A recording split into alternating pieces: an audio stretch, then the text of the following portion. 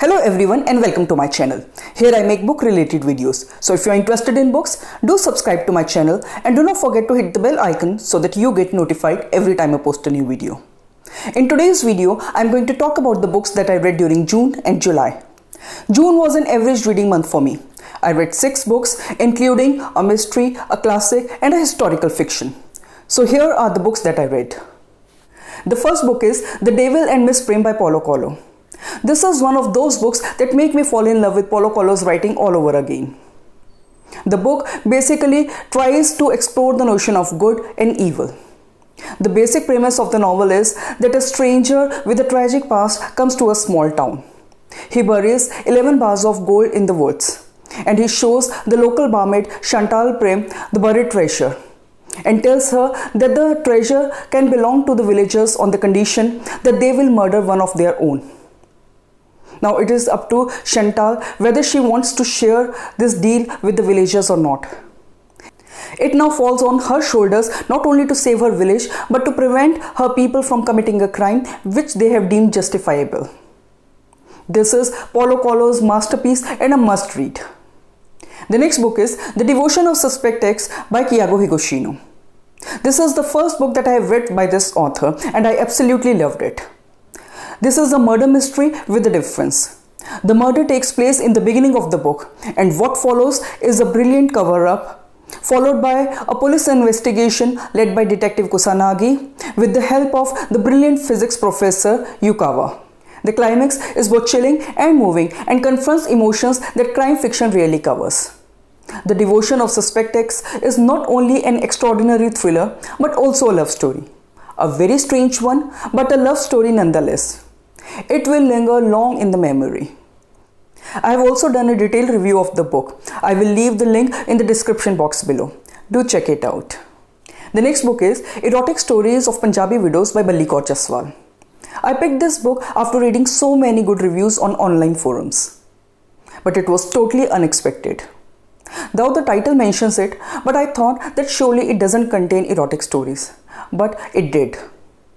The story revolves mainly around Nikki, a first-generation Punjabi born and brought up in England. She is a bartender and to earn some extra money, she signs up to teach creative writing classes at a Gurdwara in Southall. On the first day of the class, Nikki finds out that most of her students are illiterate Punjabi widows looking to kill boredom by engaging in lively erotic storytelling. But the book is more than just that. It is funny and a bit tense. There is murder, scandal and jealousy. It deals with the challenges that the multicultural people face when it comes to tradition, living in close-knit communities, family relationships and much more. On the whole, a very interesting read. The next book is Hear the Wind Sing by Haruki Murakami. Murakami's first novel, Hear the Wind Sing, is mostly a bit of unfocused rambling, and yet it is kind of compelling because of how well written it is. The book doesn't really have a plot as such. It follows our narrator as he spends most of his time in his favorite bar with his best friend the rat, chatting, watching baseball, drinking beer and pursuing a girl with 9 fingers. The book on the whole is directionless and at times didn't make sense. But still, I was strangely fascinated by Murakami's words. A good and quick read. The next book is Legend of Suhel Dev, The King Who Saved India by Amish Tripathi. The book is by Immortal Writers Center, which has researched and prepared the first draft, while the concept is by Amish and he has cleared the manuscript. The book tells the story of King Suhel Dev, who freed India from the savage Turks by defeating them in the Battle of Bahreich.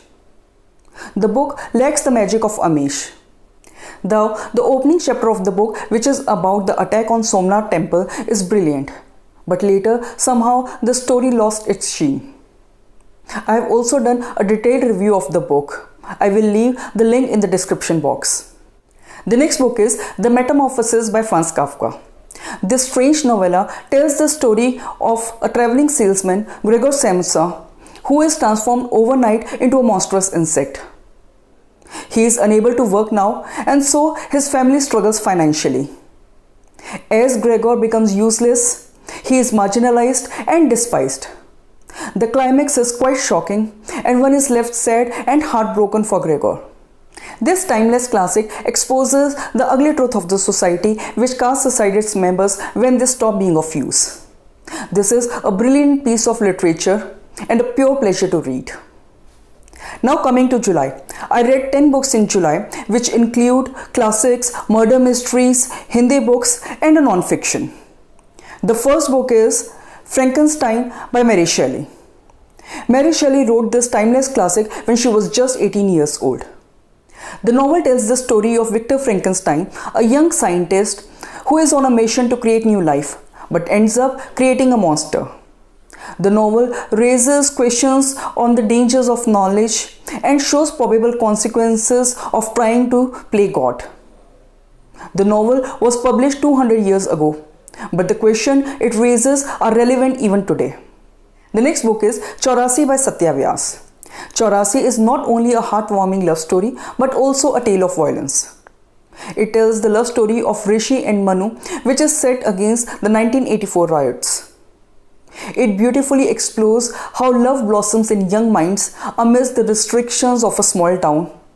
On the other hand, it vividly portrays the atrocities faced by Sikhs during the tragic 1984 riots, in which thousands of Sikhs were killed and burnt alive.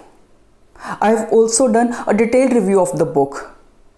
The link will be in the description box. Do check it out. The next book is Man's Search for Meaning by Viktor E. Frankl. Psychiatrist Viktor E. Frankl's memoir is a fascinating book about someone who survived Holocaust. The book is about the author's experiences in 4 different Nazi concentration camps, including Auschwitz during the World War II, and how the author coped with those experiences. What I liked about the book is that the author chose not to dwell on the horrors of the camp, but instead focused on how the prisoners found the meaning of their lives during those horrible conditions and how they chose to survive. The second part of the book is an introduction to logotherapy. This remarkable book will inspire you to search for your life's purpose and will inspire you to lead a more meaningful life. The next book is Dilli Darbar by Satya Vyas. This light-hearted, fun-filled masala book tells the typical college life tale of 2 friends. The story revolves around 2 friends from a small town, the studious Mohit and the flirtatious Rahul. In spite of its mediocre plot, the book is interesting because of its funny characters and well-crafted dialogues. I have also done a detailed review of this book. The next book is The Ballad of Songbirds and Snakes by Suzanne Collins. The book is a prequel to the best-selling Hunger Games trilogy. Coriolanus Snow is just 18 years old when he is chosen as a mentor in the 10th Hunger Games. He must help his tribute Lucy Gray to win in order to secure a coveted scholarship to university. I have also done a detailed review of the book. The link will be in the description box. I found the book average, but still you should go for it, especially if you are a big fan of the Hunger Games trilogy. The next book is Malice by Keigo Higashino. This murder mystery is well paced with lots of twists and turns to keep the readers engaged till the end. The story revolves around the murder of the best-selling author Hidaka, whose body is found in his locked office inside his locked home by his best friend and his wife. What is different about this book is that the murderer is soon revealed, but the focus here is on the motive of the crime rather than how it was done. If you are looking for a crime fiction with unusual story, then Malice is a must-read. The next book is Kitchen Table Tarot by Melissa Sinova. I love this book. It shares a lot of information and interpretations about the meanings of tarot cards, as well as some tips and practical advice. The author also talks about the business side of tarot. The author also shared a lot of stories about tarot readings she has done all these years, and also her experiences with various clients, some good, some bad, and some weird ones. Her writing style and humor makes this book a very interesting read. The next book is The Old Man and the Sea by Ernest Hemingway. This timeless classic is a tragic story of an old fisherman, Santiago, and the giant fish he kills and loses. Santiago's heroism inspires us to persevere and endure. The Old Man and the Sea is not just a story of a man and a fish, but it is a story of courage in the face of adversity. I highly recommend reading this one. The next book is Breakfast at Tiffany's by Truman Capote. Breakfast at Tiffany's, starring Audrey Hepburn, was a delightful film which is now considered as a classic.